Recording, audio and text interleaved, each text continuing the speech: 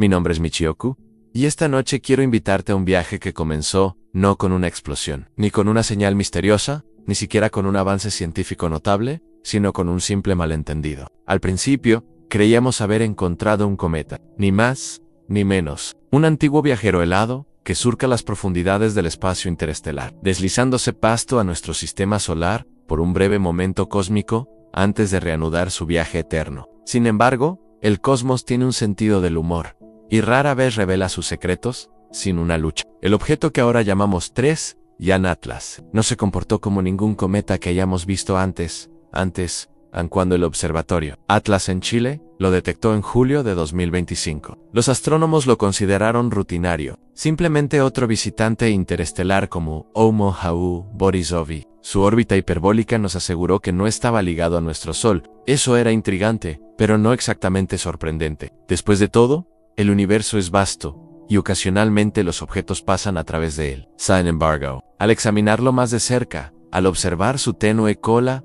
iluminada por el viento solar, nos dimos cuenta de que algo estaba profundamente mal. La cola de un cometa siempre apunta hacia el Sol, impulsada hacia afuera por la presión de radiación. Esto es tan fundamental como la gravedad misma. Pero 3, Jan Atlas desafió este principio. Su cola apuntaba directamente hacia el Sol, como una aguja de brújula girando en la dirección equivocada. No estaba flotando ni oscilando, se alineaba con propósito y simetría, como si una máquina calibrara su antena. Luego, de manera abrupta, se invirtió, de forma limpia, como si alguien hubiera activado un interruptor cósmico. Ese fue el primer momento en que muchos científicos sintieron que se les erizaba el vello en la nuca. Los cometas no hacen eso. El polvo y el hielo no realizan maniobras geométricas perfectas. Esto era algo completamente diferente, algo intencionado, así que dirigimos nuestros ojos más poderosos hacia él. Las revelaciones del telescopio espacial James Webb en esas primeras observaciones espectrales sacudieron, incluso a los investigadores más escépticos. La mayoría de los cometas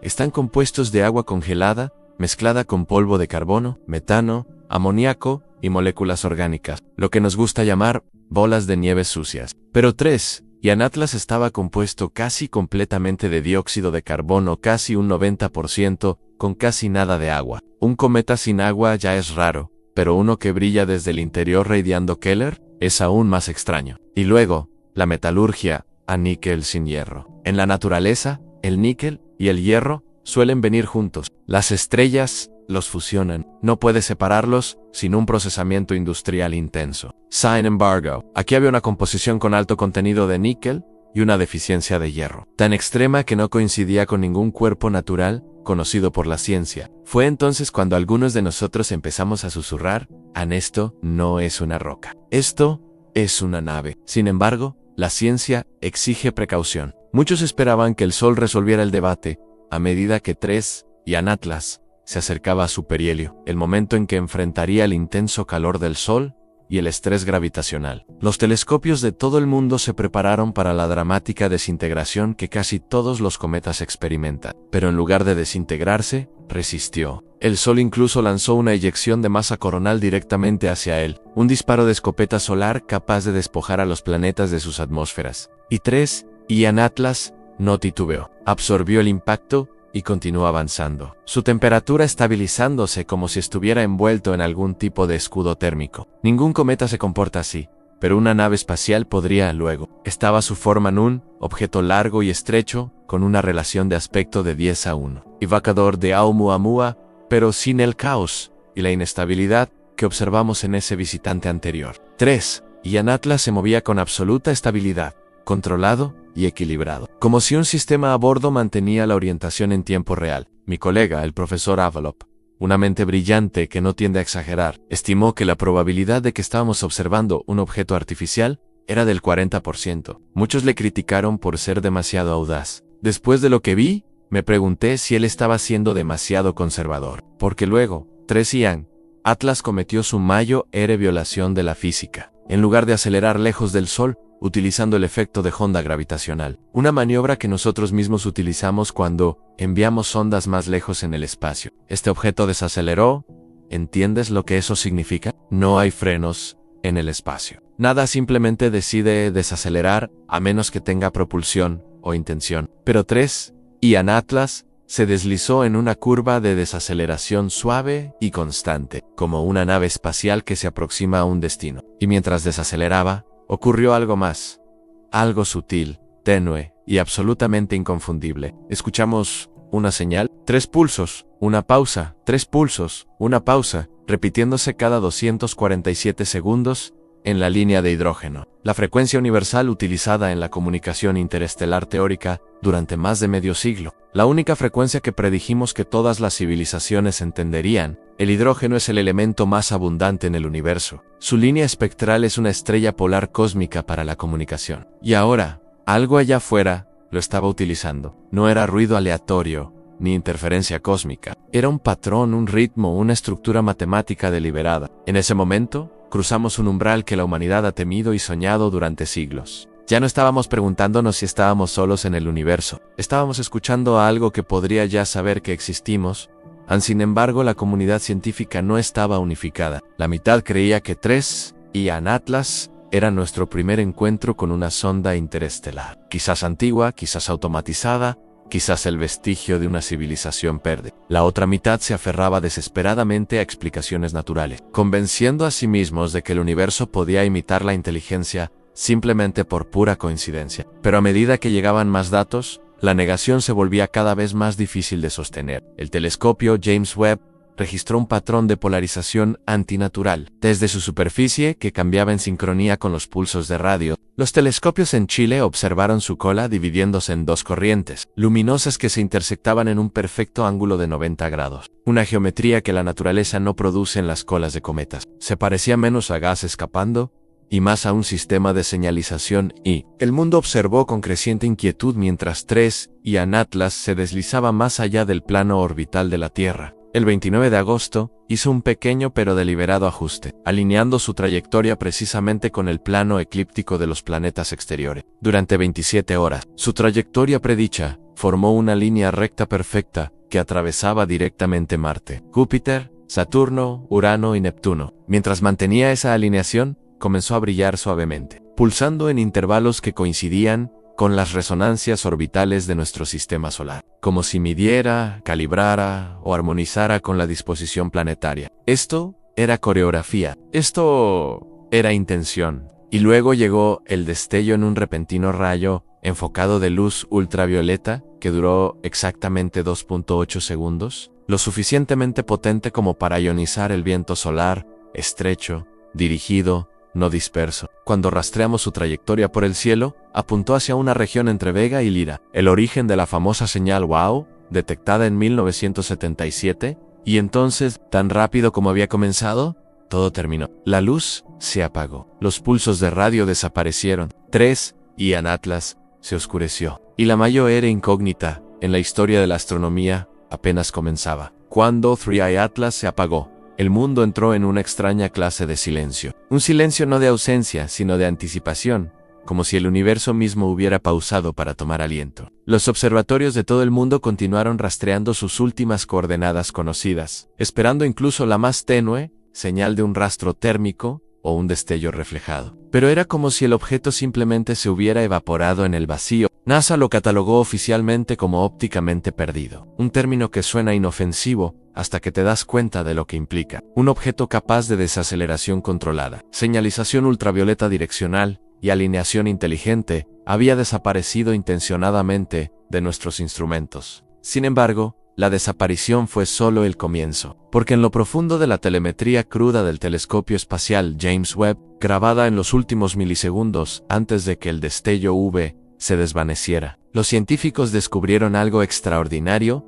Cuando se reconstruyeron los datos, apareció un tenue patrón de interferencia, una modulación en la luz misma, sutil pero intencionada, como si alguien hubiera tejido un mensaje en el mismo tejido de ese rayo final. Y dentro de esa modulación, encontramos estructura, no alfabética, no simbólica, sino algo mucho más antiguo, un conjunto de razones de frecuencia repetitivas, las mismas que habíamos observado en transiciones de hidrógeno, los mismos intervalos armónicos que coinciden con las resonancias orbitales planetarias. Y lo más inquietante de todo, la misma frecuencia rítmica encontrada en el latido electromagnético natural de la Tierra. Esto no era ruido cósmico aleatorio, era una huella, una firma, como una tarjeta de presentación. Y cuando los analistas del Centro de Astrofísica, Harvard-Smithsonian, aplicaron un análisis de ondas a la señal, el resultado sorprendió incluso a los físicos más experimentados. El patrón de interferencia no era una forma de onda bidimensional, era una red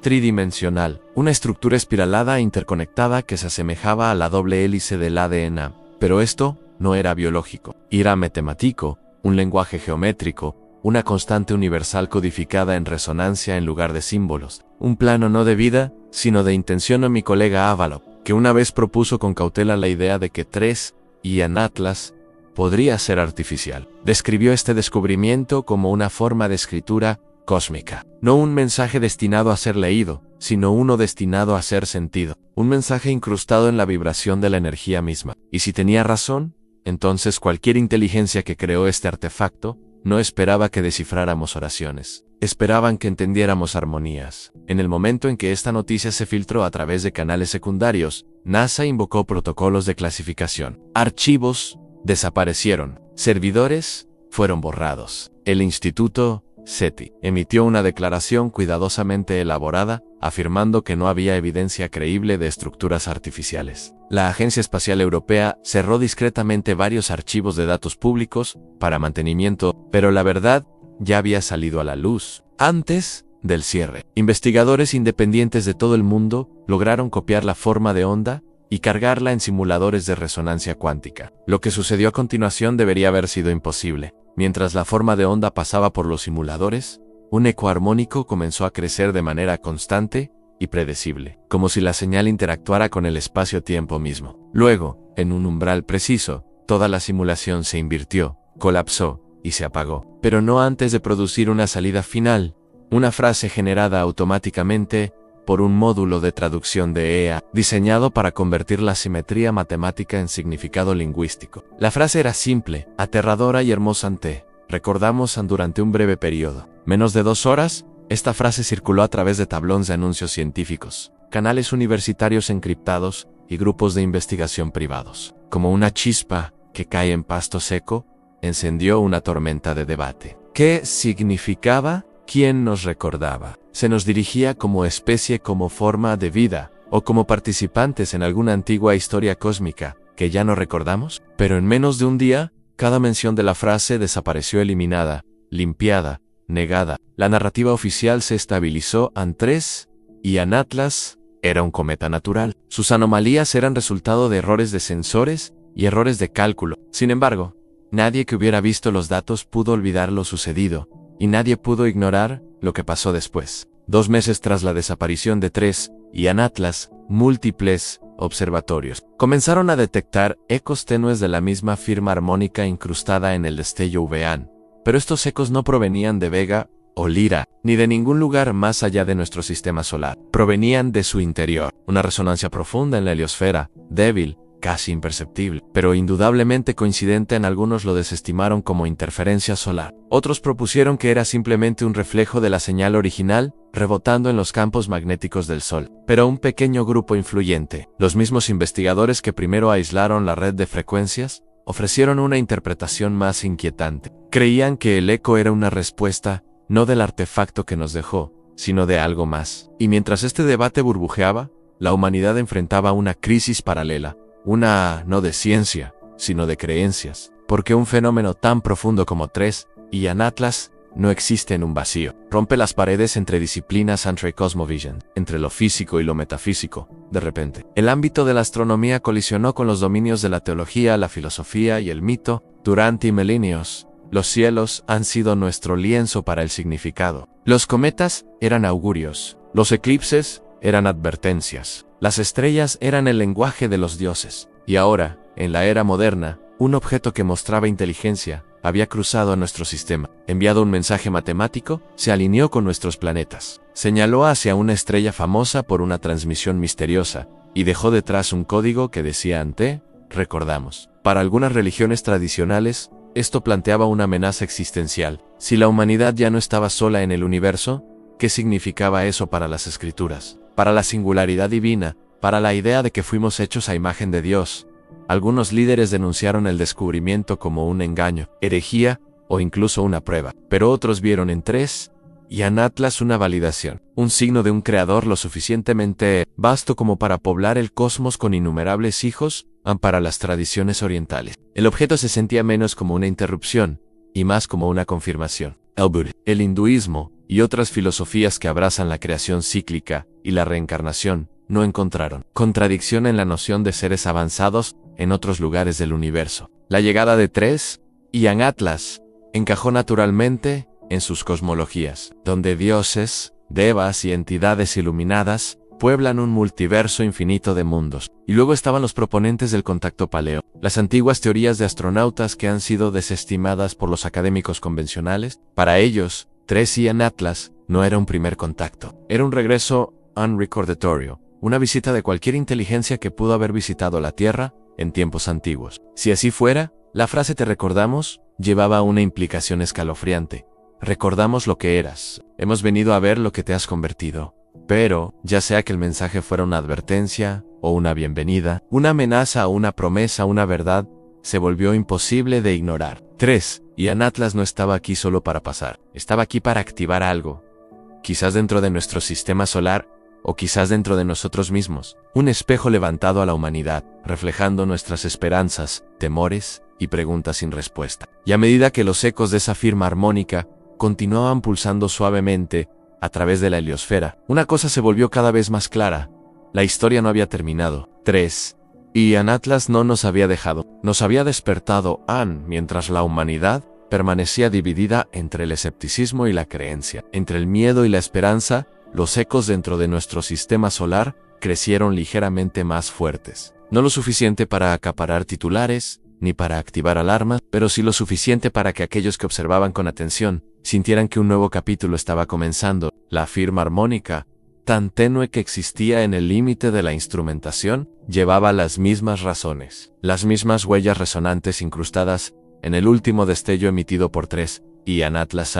Sin embargo, esta vez, su punto de origen no era un misterio que se dirigía hacia las estrellas. Estaba cerca, incómodamente cerca, en algún lugar dentro de los límites de la heliosfera, como si un tenedor de afinación invisible hubiera sido golpeado y el sistema solar comenzara a resonar en respuesta. En algunos científicos argumentaron que estos ecos no eran más que interacciones del viento solar o turbulencias magnetohidrodinámicas, pero el patrón se repetía, predecible, rítmico, intencionado, y en laboratorios de todo el mundo, donde las simulaciones anteriores habían colapsado con la inquietante frase "te recordamos". Los investigadores comenzaron a preguntarse si el artefacto había despertado algo dormido, algo que había esperado pacientemente el momento, la frecuencia y la llamada adecuadas. Pero el verdadero peso del encuentro con Tres y Anatlas se extendía mucho más allá de la física. Impactaba en el núcleo de la identidad humana, porque por primera vez nos enfrentábamos a un fenómeno que no encajaba perfectamente en la investigación científica ni en la doctrina religiosa. Era ambos,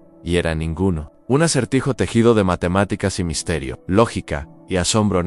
A medida que los debates crecían, la humanidad se encontraba lidiando con preguntas más antiguas que la civilización misma. ¿Quiénes somos? ¿Por qué estamos aquí? ¿Somos parte de una narrativa más grande que la nuestra? ¿La mera existencia de una sonda interstellar artificial? Si es que Tres y Anatlas es verdaderamente lo que era, redefiniría el lugar de la humanidad en el cosmos. Para algunos, amenazaba la idea de la centralidad divina. Para otros, expandía la grandeza de la creación. Y para millones de personas en todo el mundo, encendía un hambre, un anhelo de conexión, de significado, de confirmación de que la inteligencia, más allá de nuestro frágil mundo, no solo existe, sino que también nos reconoce. El mensaje "te recordamos" resonó a través de culturas, en miles de interpretaciones. Algunos hallaron consuelo, otros vieron una advertencia, pero en cada interpretación, una verdad persistió. A la memoria implica historia. Y si éramos recordados, entonces en algún momento, quizás mucho antes de la civilización escrita, la humanidad pudo haber sido conocida. Imagina las implicaciones. No visitantes observándonos por primera vez, sino testigos regresando. No exploradores descubriendo un nuevo mundo, sino cuidadores revisando uno antiguo. Y a pesar de las tormentas filosóficas que azotaban el mundo, a pesar de los archivos clasificados y los debates científicos en susurros, una transformación más profunda e íntima estaba teniendo lugar. Por primera vez en generaciones, la humanidad levantó colectivamente la mirada hacia arriba, A las estrellas ya no eran faros distantes e indiferentes. Eran hogares posibles, orígenes posibles y destinos potenciales. El universo se sentía menos como un océano vacío y más como una vasta red de civilizaciones desconocidas, historias desconocidas, armonías desconocidas. Quizás ese era el verdadero propósito del objeto, no para entregar un mensaje de conquista o salvación, ni para amenazar o consolar, sino para despertar algo dentro de nosotros que había estado dormido durante demasiado tiempo. Curiosidad desatada por el miedo, imaginación desatada por la doctrina, unidad nacida no de la política, sino de la maravilla. Si 3. Ian Atlas vino a enseñar, entonces su lección fue simple: no estás solo, nunca estás solo. Y eres parte de algo inmensamente mayor. La desaparición del objeto no cerró la historia, la abrió, y los tenues ecos detectados en la heliosfera eran como susurros al borde de una gran revelación, sea que provinieran de un compañero oculto, de un artefacto dormido, o de algún mecanismo cósmico más profundo que aún no hemos imaginado. Sugerían que el contacto, el verdadero contacto, no era un momento, sino un proceso, un despliegue gradual, una preparación a un día, quizás más pronto de lo que esperamos. La humanidad podría encontrarse al borde de la transición más grande de su historia. No porque llegue un visitante, sino porque finalmente seamos capaces de comprender lo que siempre ha estado presente: un universo saturado de inteligencia, conciencia y conexión. Un universo donde la comunicación no se lleva a cabo mediante palabras, sino mediante frecuencia, armonía y geometría. Un universo donde la luz misma es un lenguaje. Así, al reflexionar sobre este extraordinario evento, este visitante que no era un cometa, que no era un asteroide, que no era un objeto natural, debemos considerar la posibilidad de que 3. Ian Atlas nunca estuvo destinado a quedarse. Su propósito era pasar, dejar atrás una impresión, un código, una pregunta y un recuerdo. Una chispa única para encender una transformación en la manera en que nos vemos a nosotros mismos. Quizás su último acto no fue un adiós, sino una invitación a crecer, a despertar, a unirse a una conversación que abarca las estrellas, y mientras esos tenues ecos continúen, vibrando suavemente a través de la heliosfera, como ondulaciones en un océano cósmico, una verdad se vuelve cada vez más difícil de negar. El universo está hablando, y por fin, por primera vez en la historia humana, estamos escuchando.